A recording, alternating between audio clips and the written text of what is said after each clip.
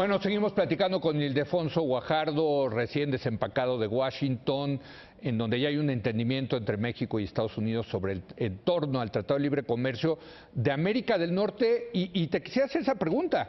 Quizás ya no va a ser América del Norte, ¿no? El tema de la trilateralidad o bilateralidad, Ildefonso. Yo creo que yo soy muy optimista de que será un acuerdo trilateral. Sí, Canadá regresa mañana a la mesa de negociación en Washington. sí. Hay muy pocos temas por resolver. Básicamente el acceso lácteo al mercado canadiense, la cláusula de excepción cultural que Canadá tenía en el primer acuerdo, Sí. que tiene que ver con una Ambas población... proteccionistas, hay que decir, para Canadá, en ese sentido, ¿no? Sí, sí, Sí. son proteccionistas, pero ellos tienen un tema político importante con la gente de la parte francesa, sí. parte francesa de De Canadá. Quebec, ¿no? Claro. Los quebecuas, y que no es un mercado muy grande, Sí. pero que bueno, y de alguna Políticamente manera, pesa. sí. Y además es más un discurso político. ¿Tú sabes cuántas veces han hecho uso de la cláusula de excepción en los veintitantos años de No, NAFTA? no tengo idea. Nunca. Ah, bueno, pues mira. Nunca han hecho Sí. uso, porque el mismo tratado te obliga a compensar si haces uso de la cláusula. Ok. Y adicionalmente, el tercer tema es que dentro del capítulo de remedios comerciales, ¿El 19? el 19, nosotros nos pusimos como tarea sacar una muy buena cláusula de excepción a salvaguardas globales, Sí. defender las disciplinas comerciales, porque en la bola de saque querían meter metodologías para investigaciones que no son aceptadas por la OMC. Entonces corregimos todo el lenguaje de disciplinas consistente con el multilateralismo comercial. Y adicionalmente, acuérdate, eliminamos la famosa cláusula de estacionalidad, donde querían hacer investigaciones fast track contra productos perecederos mexicanos. Agropecuarios. Y la eliminamos. Entonces, nosotros neutralizamos esos tres temas del área de disciplinas de remedios comerciales. Dime una Y el cosa, trabajo de los canadienses es defender la solución de controversias. la solución de controversia es el que en el tratado todavía vigente actual es a través de paneles trilaterales, así queda, porque entiendo que Estados Unidos lo que quería era que muchas de estas cosas se resolvieran en tribunales estadounidenses. Bueno, acuérdate que son tres. Son tres Pero tú capítulos. estás hablando del de remedios comerciales. Sí. No, el de remedios comerciales, lo que pasa es que, ¿de qué se trata la parte de solución de controversias? Te dice, cada país tiene sus leyes para las investigaciones sobre prácticas desleales en el comercio internacional. México las tiene, tú las aplicas, cada uno tiene sus leyes. Sí.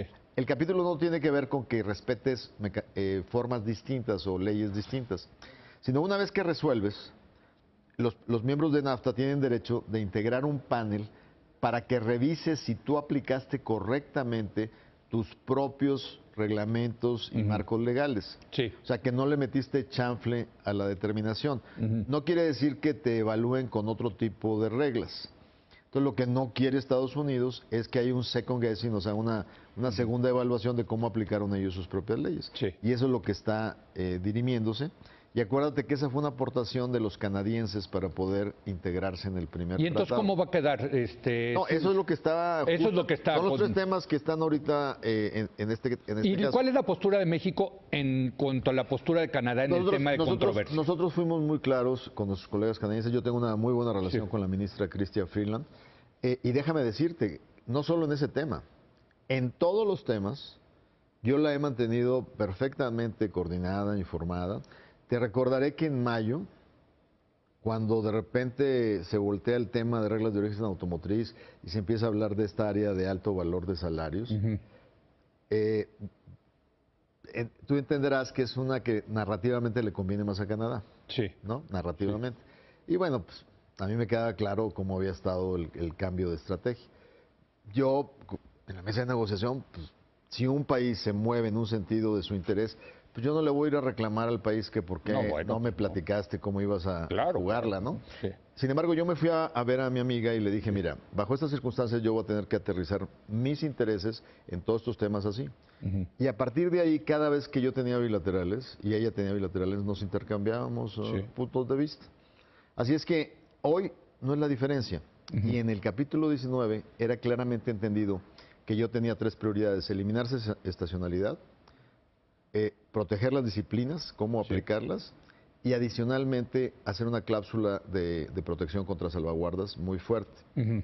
y por lo tanto a ellos les tocaba la defensa, del otro. porque es políticamente el papá de eso, fue Brian Mulroney. Claro, se llamaba la cláusula Mulroney, ¿no? De hecho. Exactamente. Ahora, entonces tú estás confiado en que Canadá si en algún momento, digo, no se subió el viernes, ¿no? Que hubiera sido ideal, pero Lo que pasa se va a ir, se puede subir al tratado, aunque Trump ya le anunció al Congreso que hay un entendimiento con México. A ver, el entendimiento, si tú lo lees bien, Sí, está muy cuidado porque dice, estamos notificando sí, que tenemos la intención de firmar un acuerdo trilateral. sí. Canada willing. O sea, Sí. hasta ahí se protegen. Sí. Que- Pero la solicitud va sobre un acuerdo trilateral. Ok. Que puede, sin duda, con la manera como la Casa Blanca hace estrategias, Sí. tratarla de utilizar si llegara a tener que ser diferente. Ujú. Pero ese puente no lo vas a cruzar hasta que en las próximas semanas te definan dónde están las cosas. Ahora, lo del viernes, Sí, a mí me quedó muy claro desde el lunes que el viernes era una fecha límite para que esta notificación fuera enviada, que nos permita a México, en esta administración, plasmar la firma. El hecho que la notificación se haya logrado te da esa posibilidad. Pero como tienes 30 días para hacer la letra fina que vas a entregar formalmente ok. al Congreso y a la opinión pública y a los congresos, más bien la pones disponible en Internet. Eso es lo que se está redactando ahorita, O digamos. sea, se está haciendo Sí. la limpieza legal de los Sí. textos, las traducciones, todo lo que esto implica. Sí. Y que de hecho a mí me sirve también para que quede claro frente a la opinión pública mexicana, Ok. que los tres países saldremos simultáneamente una vez que se acabe la limpieza legal y una vez que se hagan las traducciones, incluso como fue una negociación hecha en inglés, si por alguna cosa se retrasa las traducciones al francés y al español, Sí. pues inmediatamente en 30 días suben los textos en inglés y serán seguidos inmediatamente Ok. cuando estén las traducciones al francés y al español. Déjame preguntarte, ¿tú estás confiado en que Canadá sí se va a subir a esto? Yo supongo que lo tendrá que hacer en este mes, ¿no? Digamos que se está... No, el límite porque los textos Sí. se tienen que entregar el 30 de septiembre. Por O eso, se tienen que subir el 30 de Entonces septiembre. tiene que ser este mes de Así es. septiembre, ¿no? Ahora, vamos a suponer, y tocamos madera, aunque esto es cristal, que no se sube Canadá. Ahí yo lo que he leído, incluso de expertos como Carla Hills, que fue la negociadora original con ustedes del tratado original, es que el presidente Trump no tiene autoridad para decir, pues no llegué a un acuerdo trilateral, ahí les mando un acuerdo bilateral, ¿no? Que el Congreso lo puede rechazar, digamos, esa degradación de trilateral a bilateral. Hay un debate, digo, sin duda el presidente Peña ha sido enfático. Sí. Que Sí, que quiere en Canadá, el claro. valor de la etiqueta es trilateral y Sí. tiene mucha importancia. Ahora, yéndose ya a la diferencia de opinión, algunos congresistas opinan como Carla Hills, Sí. pero la Casa Blanca no opina lo mismo. Y O eso sea, es hay un poco disputa, digamos. análisis de abogados. Sí. Yo tengo un grupo de abogados que me están haciendo análisis en Washington Ok. y aparentemente encontraron un antecedente de una negociación que empezó plurilateral y que terminó siendo varios bilaterales. Fue algo que durante la época del presidente Bush, Ah, hay precedentes entonces. estoy confirmando si eso así fue, porque de haber un precedente, pues parecería favorecer la interpretación de la Casa Blanca. Ahora va a depender finalmente el Congreso soberano y decir, bueno, ¿no? Ahora, fíjate que el tema no es tanto la legalidad. Sí. El tema es qué le pasa a las probabilidades de aprobación Sí, exacto. si el sentimiento de muchos republicanos Es que no se subió a Canadá. es que quieren a Canadá, pero tiene una razón económica detrás. No, bueno, pues el principal socio comercial es Canadá, de Estados Unidos. Pero económica ¿no? en valor de lo negociado. Sí. Por ejemplo, te doy ejemplos. Nuestro mercado de salud en relación al PIB es del 6% del PIB mexicano. Sí. El mercado canadiense es del 11%, con un PIB superior. Sí, y eso es enorme negocio para Estados Unidos que le ha de exportar muchísimas cosas para ese negocio, ¿no? Así es. Así es. Ahora, yo creo que esto es importante y lo hemos discutido mucho en estas mesas y en otras que he estado presente. Tenemos un TLC, vamos a llamarlo 1.0. Sí. Con el TPP y la actualización íbamos a tener el TLC 2.0, iba a ser un TLC superior, ¿no? Una versión superior. Llega Trump y lo que amenaza es un TLC 0.0, es decir, no TLC. Entonces, la pregunta es, este entendimiento donde se está redactando el punto fino ahorita, muchos han dicho quizá un TLC 0.7, 0.8, o sea, es menor al que tenemos actualmente, pero finalmente, frente a la amenaza de tener un 0.0, pues vamos de ganancia. A ver, ¿Cuál es tu opinión, Ildefonso, al respecto? si culmina siendo el primer acuerdo comercial con el que se compromete Trump Sí. frente al mundo, va a ser una hazaña. Porque las bases y la arquitectura es libre comercio. Ok. Las bases son reglas que actualmente son válidas en la multilateralidad comercial. Ahora, Haber logrado llevar a ese campo, ok. o sea, es realmente... Sí, bueno, frente al 0.0, A ver, pues esto es una ganancia. ¿tú recuerdas? Pero frente al TPP sí es una pérdida. ¿No estás de acuerdo? Yo no haría esas afirmaciones. A ver. Y te voy a decir por qué. Quiero que, si tienes amigos en la industria química, les digas cómo ven este tratado. Me dijeron que para ellos este tratado en la industria química es 4.0. Ok. En la industria química. O sea, es por sector entonces O sea, el asunto. Los agrícolas Sí. están encantados, mejoramos la transparencia del capítulo de cuestiones sanitarias y fitosanitarias, están encantados. Y luego, no le quitemos valor a varias cosas. Primero, la posibilidad de modernizar algo que se había quedado con la economía del siglo XX, donde le metes telecomunicaciones, le metes comercio electrónico, le metes cooperación para poder lograr las grandes ventajas comparativas energéticas de los tres países en América del Norte. Le metes una serie de áreas que estaban totalmente rezagadas en este acuerdo. Sí. Pero adicionalmente a eso, hay otra cosa que como mexicanos no podemos dejar de lado. El mensaje que recibió el mundo es que en México se dio una transición de gran envergadura, Sí. muy importante, Sí. que el mundo estuvo un poco observando porque, pues, claramente para ver la certidumbre del esquema de inversiones, Sí.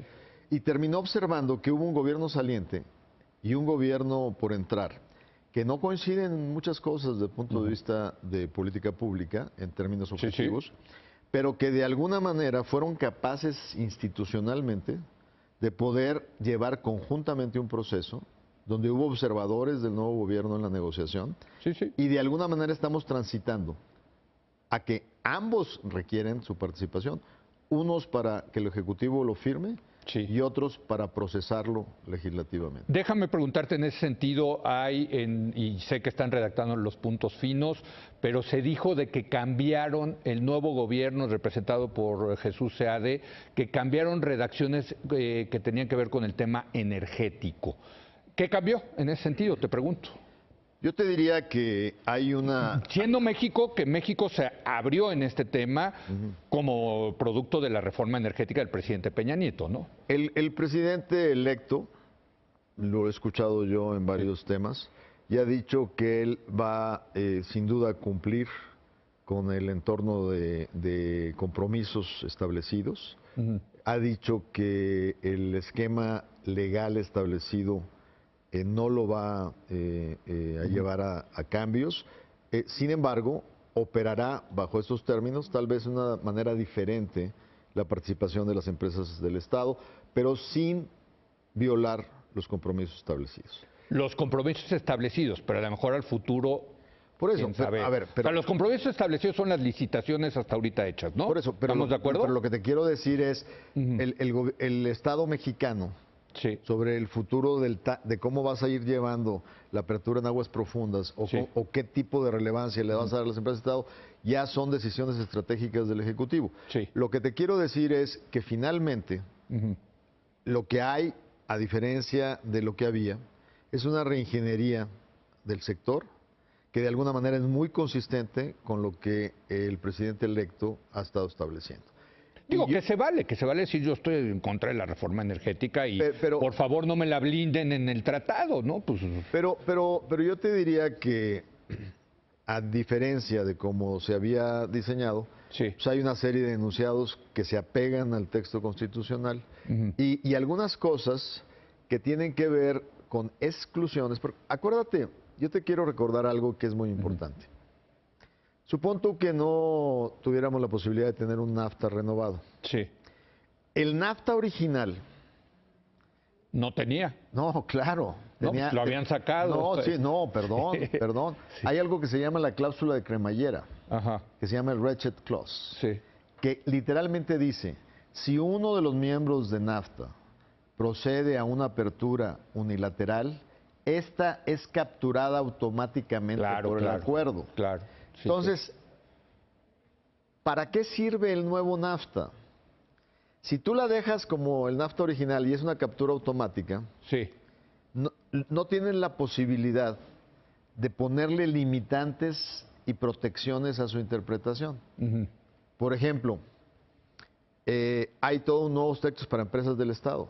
Sí. Tú requieres que no te limiten la capacidad de Pemex y del gobierno de cómo manejar a Pemex para el proyecto de expansión que el nuevo presidente quiere para Pemex y para CFE. Si tú no moderas eso dentro del acuerdo, limita, al revés, te sirve para poder reflejar toda la protección que debe de tener.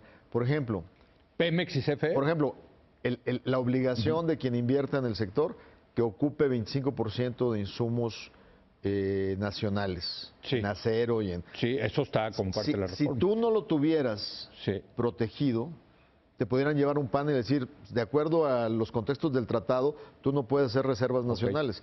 Pero por eso tienes que en la arquitectura de un acuerdo decir, a ver, mi ley me obliga a que tengo que darle a productores nacionales participación. Y eso ya te exenta de que te lleven a paneles arbitrales. Una última pregunta, Ildefonso, y quisiera regresar a esta cuestión de TLC 1, 2.0 o 0.0. Ildefonso Guajardo, jefe de la misión negociadora, ¿qué dirías? ¿En qué terminó este NAFTA? ¿Sería 2.0, 0.7? En fin, ¿te atreverías a dar un número en esta discusión de si es mejor de lo que tenemos, peor de lo que tenemos? Desde luego es mucho mejor de la amenaza del 0.0 de que terminara el tratado. En fin, te quisiera tu opinión al respecto. Yo creo que más de 24 años después de haber iniciado una nueva integración en América del Norte que ha sido sumamente positiva, que debemos de reconocer que descuidamos su mantenimiento desde el punto de vista de su sustentabilidad política. Totalmente de acuerdo. Aquí lo dijimos muchísimo. En regímenes democráticos, tú no puedes esperar que las políticas públicas sobrevivan ad infinitum en el tiempo si no haces la tarea de convencer a los ciudadanos de que son instrumentos de beneficio para todos, incluyentes. Yo creo que este nuevo tratado es tan importante y es tan superior porque le estamos dando blindaje no solo para el momento actual de las administraciones presentes. Así se vaya mañana el presidente Trump o no, los siguientes candidatos en Estados Unidos van a tener un electorado que los va a empujar hacia posicionamientos. El haberlo fortalecido en temas estratégicos inclusivos, en derechos laborales, en su protección, el haberlo fortalecido en términos de su visión y quitarle los negativos que vino acumulando en varios años, le da fortaleza y certidumbre. Y no olvidemos el valor que la certidumbre tiene para los inversionistas. Entonces, para mí, en su conjunto, con la estabilidad que presenta su renovación y con los grandes avances que trae en su modernización, sin duda, no voy a mentir, ojalá este uso exagerado de un argumento de seguridad nacional que no se sostiene, que ha sido un instrumento atípico, desaparezca. En el escenario que desaparezca, la arquitectura actual creo que es una gran arquitectura que nos puede permitir a fortalecer las cadenas de integración y hacer que este acuerdo sea más inclusivo. con un capítulo pymes, con un capítulo anticorrupción, que es el más importante y fuerte reflejado en un tratado internacional, con un capítulo de pymes, de modernización, con un capítulo que tiene que ver con derechos laborales, que están sujetos a controversia, de derechos ambientales. Entonces yo creo que en su conjunto, para lo que demandan las nuevas sociedades, y quitarle ese estigma que los acuerdos son solo para las corporaciones globales, es un acuerdo más fuerte, más socializable, con más respaldo y por lo tanto con mayor certidumbre hacia el futuro y con reglas apegadas al comercio internacional. Pues muchas gracias, Ildefonso. Independientemente de todas las controversias que se han generado en torno a lo que se ha anunciado, una cosa sí genera consenso y es la gran capacidad, la gran efectividad del equipo negociador de México, y en ese sentido, de verdad, felicidades. Yo sé que no es nada fácil, sobre todo, y esto lo digo yo, negociar con el señor Trump ha de ser un dolor de muelas, por decirlo menos. Y muchas felicidades, de verdad, Ildefonso, y te seguiremos invitando ya cuando ahora que viene la letra fina para que nos las expliques. Sin duda, me quedarán algunas semanas para... Pues te la puedo explicar en otra, otra categoría. Ya vienes como analista, mi querido Ildefonso. Gracias, de verdad, Ildefonso. Gracias. Vamos a hacer una breve pausa y ahora viene Moisés Kalach, quien estuvo representando al sector privado de México. Vamos a hablar con él acerca de lo mismo, de cómo vio las negociaciones. Regresamos en un momento más.